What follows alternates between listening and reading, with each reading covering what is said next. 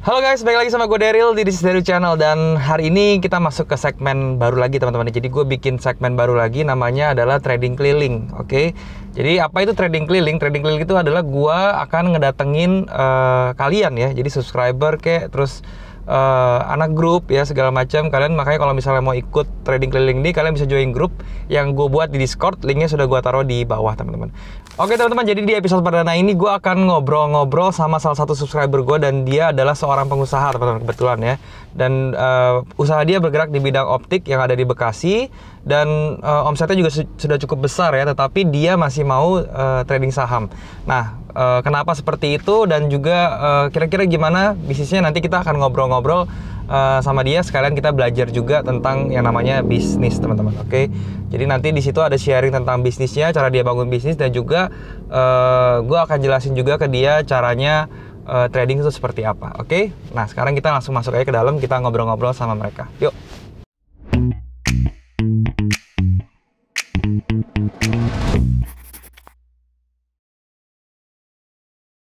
Oke teman-teman, sekarang gue sudah sama Kak Riri sama Kak El ya. Dan yang tadi gue bilang di depan ya, Kak Riri dan Kak El ini adalah pemilik dari Vio Optik yang kebetulan juga subscriber gue. Jadi di sini kita mau ngobrol-ngobrol tentang yang namanya saham yang pastinya.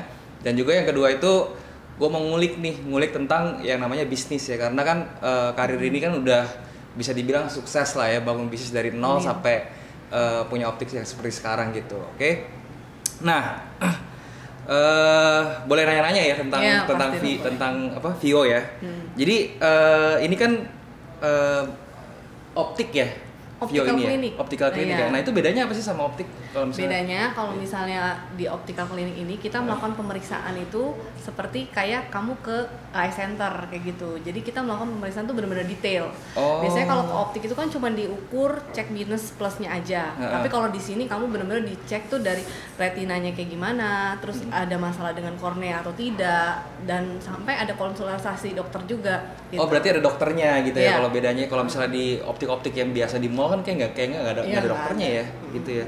Nah terus kalau Vio Optik ini sendiri dari kapan tuh berdirinya? Berdirinya itu mulainya di 2013 tanggal 4 Juli ya 2013. 2013 tanggal, oh berarti udah sekitar 7 tahunan ya. Oh, udah keren banget tuh. Nah terus ini kan sekarang kan ini udah keren ya, udah gede. Tapi kan dulu pasti mulanya itu kan dari nol lah ya. Nah ini buat teman-teman di rumah juga kan pasti pengen tahu nih gimana sih cara bangun bisnis tuh dari nol bisa sampai besar seperti ini dengan omset yang miliaran katanya. Ya bener ya, miliaran ya. Luar biasa banget. Nah itu gimana sih tips and triknya tuh buat bangun bisnis dari nol sampai besar seperti itu gimana ya? Tips and triknya sih sebenarnya kalau kita ngomongin awalnya mungkin sama lah kayak pebisnis awal ya. Kita benar-benar mulai itu benar-benar dari nol banget, bahkan minus sih. Minus. Ngutang berarti maksudnya? Ngutang, dari utang kartu kredit juga. Oh gitu. Nah terus gimana tuh caranya tuh bisa gede itu gimana? Ya jadi pelan-pelan lah. Maksudnya kan kebetulan suami aku tuh dia kan dokter optometri, ya kan, dan dia emang pernah studi juga di Amerika kayak gitu kan. Terus dia ngelakuin fellow. Nah pas balik ke Indo itu dia pengen buka sendiri, padahal dia sebenarnya punya orang tua di Palembang, tapi dia pengen berdikari nih ceritanya. Iya benar-benar. Pengen mencoba di Jakarta tuh kayak gimana ya, tapi itu balik lagi kan kita nggak punya modal kan. Ya pakai kartu kredit sampai ngutang-ngutang juga sama orang tua juga dipinjemin. Akhirnya pelan-pelan ya kita mulailah bangun Vio Optical ini.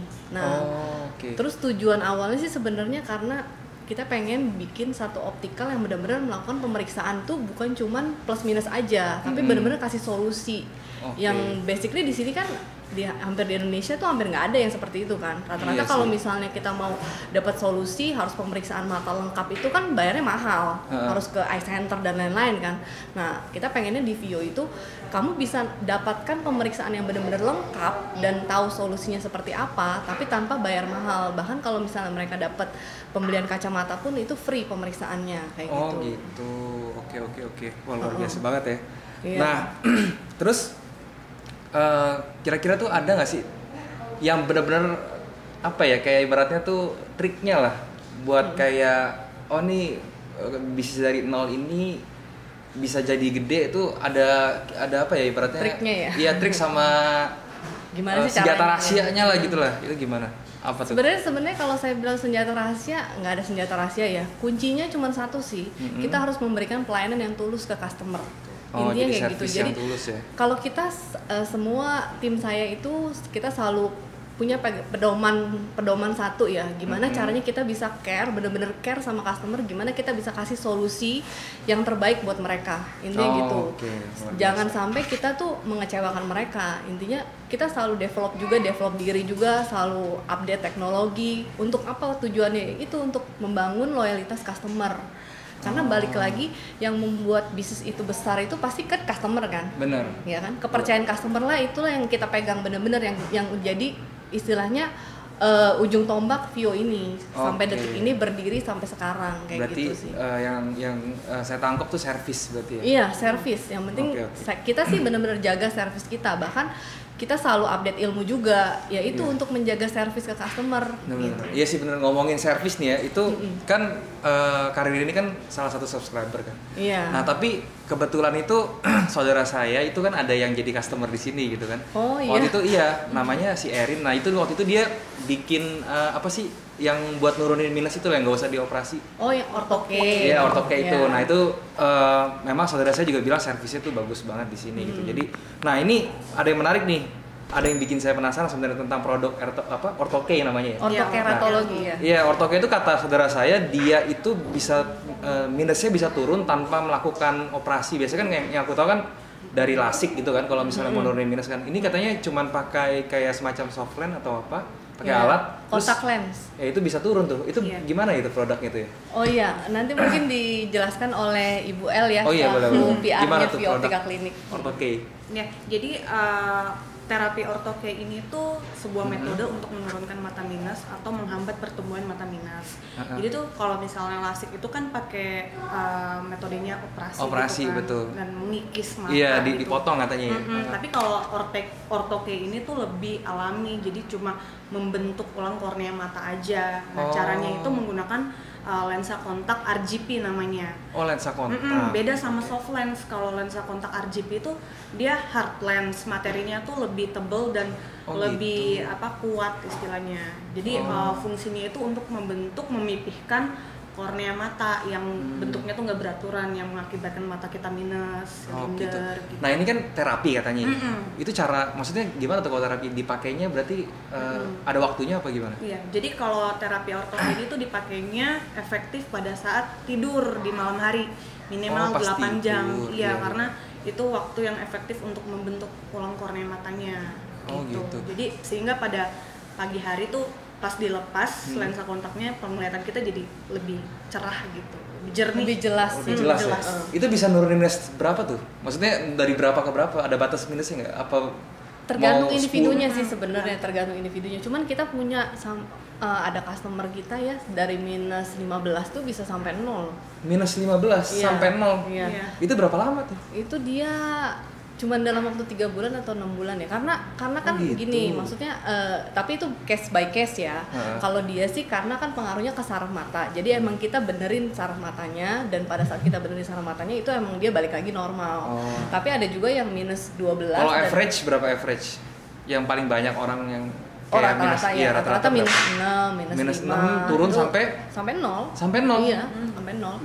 Itu Erin saudara kamu itu kan minus 6 juga. Iya, kan, dia minus 6 jadi 0 gitu. Iya. Nah, itu enggak lama loh, itu sebentar tuh. Iya, emang sebentar. Perubahannya itu 1 minggu tuh udah kelihatan sih hasilnya sih. Gila, keren banget ya. Berarti kalau misalnya kalian ini yang di rumah ada yang minus nih, bisa nih coba di Vio Optik ya. Aja. Di lokasi di apa nih? Harapan Indah. Kota Harapan Indah ya. Nggak tahu di daerah sini soalnya. Bekasi. Kota Harapan Indah Bekasi ya. Jadi ya tinggal di browsing aja, ada kan ya Vio Optik ya. Kita ada 2 cabang sih, satu lagi di Galaxy City juga di Bekasi juga. Oh, di Bekasi juga. Ntar pokoknya tinggal di googling terus tinggal Vio Optika Klinik. viooptikaklinik.com ya. Nanti di bawah juga bisa dicek linknya. Iya. Nah, terus nih sekarang tadi kan aku udah nanya tentang usahanya Karir kan. Nah, sekarang yang bikin aku penasaran lagi nih ya. Kan Karir udah sukses lah, ibaratnya udah punya usaha seperti ini, tapi kok masih pengen trading saham itu, kenapa tuh?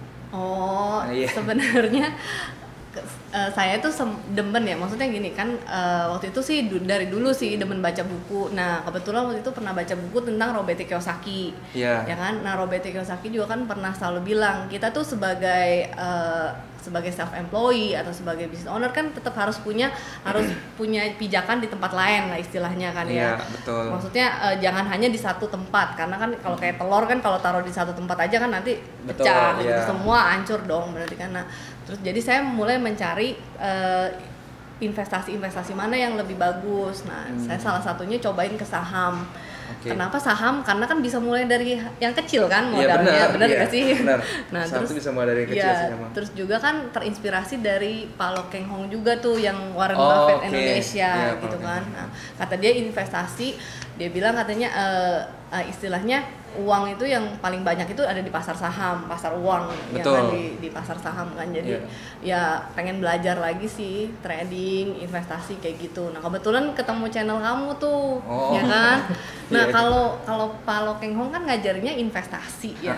Nah, kalau kamu kan dia value investing, dia dari investing. Dia pokoknya modelnya itu dia lihat saham, dia lihat saham yang bagus, yang masih murah, terus dia beli, terus disimpan. Iya, simpen jangka panjang kan. Iya, nah, betul. Tapi kan kadang-kadang kan kita pengen ngeliat jangka pendeknya nih gitu.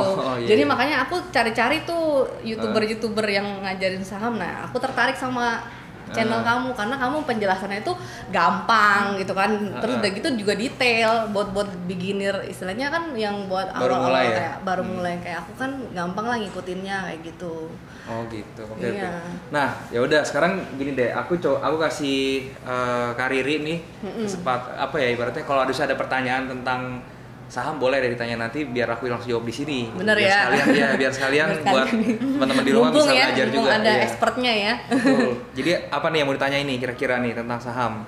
Kalau yang pertama ya, yang saya mau tanyain tuh kan tentang saham itu kan ada yang namanya investasi, ada yang namanya trading ya. Jujur nih kan yang saya belajar Lo Keng Hong kan investasi. Nah, kira-kira bedanya apa sih investasi sama trading itu? Jadi gini, kalau misalnya sebenarnya tuh dari time frame-nya aja tuh. Kalau misalnya investasi itu dia lebih lama time frame-nya. Jadi kalau misalnya ibaratnya kita taruh uang di bank itu kalau misalnya deposito itu kan bisa ada jangka waktunya kan, setahun 2 tahun gitu. Nah, sama aja di saham juga, kalau misalnya kita mau jadi seorang investor di saham atau ibaratnya bilangnya sekarang lagi kerennya tuh nabung saham lah. Itu time frame-nya panjang, bisa sampai taruh duitnya itu bisa sampai 5 tahun, 10 tahun kayak gitu. Nah, tapi kalau misalnya namanya trading itu time frame-nya lebih singkat gitu. Jadi kalau misalnya yang invest itu bisa 5 tahun, mungkin yang trading itu paling cuman 1 bulan kita simpan terus dijual. Jadi ibaratnya jual beli kayak ibaratnya mirip seperti dagang kalau misalnya kalau misalnya trading saham kayak gitu. Tapi kalau misalnya dari cara-caranya itu juga ada perbedaan sedikit sih. Kalau misalnya tadi yang seperti Pak Lo Keng Hong yang value investing itu mungkin lebih porsi fundamental analisisnya lebih besar kan. Mungkin dia 100% pakai fundamental gitu ya. Tapi kalau misalnya di trading gitu ya, kita nggak bisa pakai 100% fundamental karena itu nggak reliable gitu loh. Buat apa kita melihat laporan keuangan atau kesehatan dari suatu perusahaan itu sampai 1 tahun ke depan, tapi kita tradinginnya cuma seminggu gitu kan, itu kan nggak reliable kan, ya kan, nggak terlalu ngaruh. Makanya kalau misalnya di trading itu kita lebih pakai namanya technical analysis gitu. Nah, porsi technical analysis lebih besar, mungkin sekitar 70-80% daripada si fundamentalnya, seperti itu. Nah, itu bedanya tuh Pak. Oh gitu ya. Kalau nabung saham sendiri tuh sebenarnya bagus juga ya. Nabung saham yang tiap bulan kita alokasikan dana berapa duit gitu. Kalau misalnya nabung saham di saat seperti ini sekarang ini bagus karena apa? Karena kan harga-harganya lagi pada murah nih kan. Kemarin bekas harga corona itu kan harga jatuh tuh. Tapi kalau misalnya kita salah timing, salah beli gitu ya, maksudnya kita belinya itu di akhir 2019 kemarin yang IHSG lagi tinggi-tingginya sebelum corona itu. Nah, itu kan sakit hati tuh. Iya kan? Sih. Ya makanya jadi kita sebenarnya juga mau nabung saham, mau jadi trader itu kita harus tahu yang namanya analisa gitu loh. Kita harus tahu nih kapan nih kira-kira harga nih bakal mau jatuh. Terus kalau bisa jatuhnya sampai mana, itu kita harus tahu seperti itu gitu.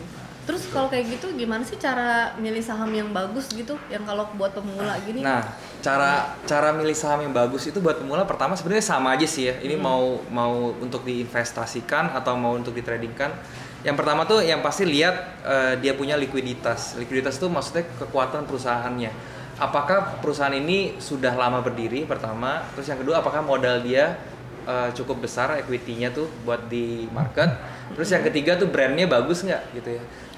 Jadi selama ini jangan lihat perusahaan itu yang cuman laporan keuangannya bagus segala macem, tapi brandnya nggak bagus. Itu bedanya. Jadi kayak misalnya gini, kalau misalnya kita ke consumers, dari sektor consumers, yang brandnya bagus kan Unilever kan, karena itu udah semua orang tahu dan produknya tuh udah di mana-mana Unilever gitu kan. Terus kita gimana taunya tuh brand-brand bagus itu, gimana ngelihatnya tuh? Kalau misalnya masalah brand sih itu cuman dari ya apa sih namanya, keadaan aja sih ya, kayak misalnya yang paling kakak sering temuin aja tuh di supermarket atau apa segala macam gitu. Yang paling terkenal kayak dari penglihatan mata kita aja ya. Iya, nah aja seperti itu. Nah tapi setelah udah milih di situ, baru kita lihat ke tekniknya gitu loh. Kayak maksudnya ini harganya sekarang lagi kayak gimana, apakah sudah pantas untuk dibeli atau belum, atau kayak gitu. Nah terus yang perlu diperhatikan lagi itu selain brand dan segala macam, itu tentunya ke money manajemennya. Itu juga harus diperhatiin. Kalau misalnya kita trading, kita punya teknik bagus tapi kita punya manajemennya itu jelek, nah itu juga nggak boleh tuh.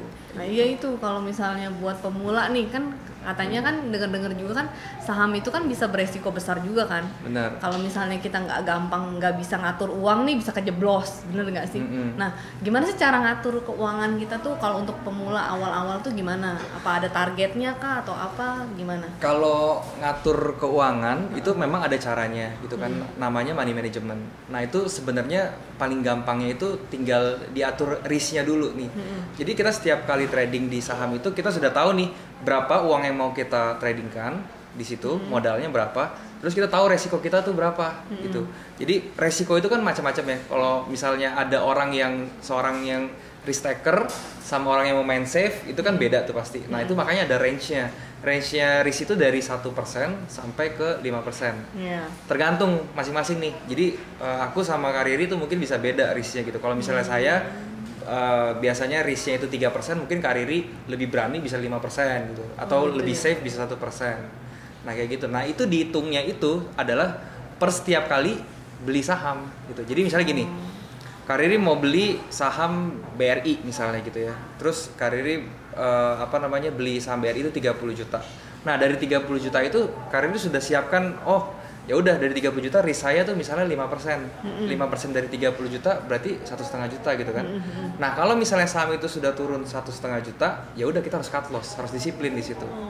Nah, kayak gitu. Nggak tunggu dulu gitu sampai nanti naik. Nggak boleh karena itu harus sudah dihitung semuanya. Jadi nanti kalau misalnya sudah dapat 1,5 juta itu, Kak Riri juga nanti sesuaiin sama yang namanya chartnya itu. Gitu. Nanti kalau misalnya aku jelasin tentang chart sih agak panjang ya. Nanti kita bisa kontek-kontekan ya. Bisa kontek-kontekan, nanti aku ajarin. Iya. Oke. Gitu Kak Riri. Ada yang mau ditanyain lagi nggak? Iya sih udah hampir jelas ya semuanya. Udah jelas ya. Jelas. Jadi intinya sih sebenarnya kalau misalnya trading saham ya buat pemula itu diperhatiin pilarnya aja sih. Yang pertama itu ya psikologinya tuh mental, jangan sampai kita trading itu pakai emosi, itu yang paling penting. Yang kedua itu money management gitu ya, dan yang ketiga tuh baru teknik. Itu aja sih yang diperhatiin sebenarnya gitu. Tapi berarti kalau misalnya main saham trading juga itu tetap harus memperhatikan fundamental ya? Tetap ada fundamental. Ya? Tapi gini, kalau misalnya saya pribadi gitu ya, saya sih nggak terlalu melihat fundamental, karena kalau misalnya saya kan tradingnya kan jangka pendek gitu kan, bisa dibilang swing trading kan. Nah itu saya gampangnya itu cuman melihat saham-saham yang ada di IDX 30, indeks IDX 30 itu mereka biasanya udah pilihin saham-saham yang ibaratnya bilangnya blue chip lah, yang udah bagus-bagus gitu. Jadi kalau saya nggak usah ngeliatin LK-nya segala macam gitu-gitu, karena saya udah patokannya sama si IDX 30 aja, biar mereka yang pilihin, nanti saya yang tradingin sahamnya kayak gitu. Itu cara gampangnya sih kayak gitu. Oke. Paham? Oke. Paham. Thank you ya udah sampai datang sini main-main juga. Oke.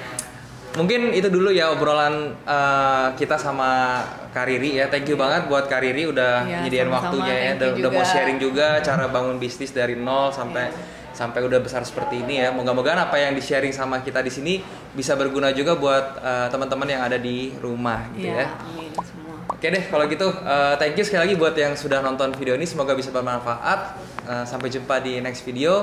Jangan lupa semua orang bisa cuan, salam sukses. Bye-bye. Bye.